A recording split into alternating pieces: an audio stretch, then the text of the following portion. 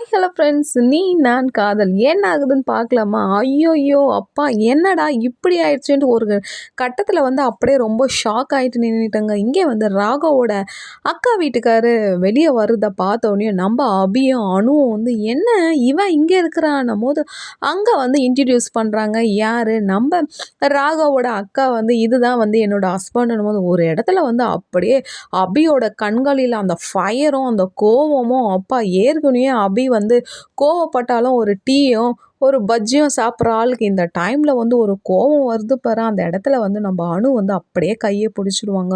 "அபி கோவப்படாத, அமைதியா இரு, ரிலாக்ஸா இரு. இங்க என்ன நடக்குதோ அத மட்டும் நம்ம வெயிட் பண்ணி பார்க்கலாம்.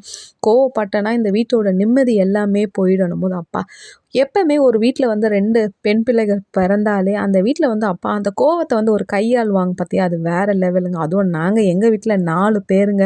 கோவம்னாலே எப்படி எந்த இடத்துலயுமே நம்ம பேசக்கூடாது. ஏதாவது இடத்துல நம்ம விட்டே குடுத்தே ஆகணுன்ட்டு.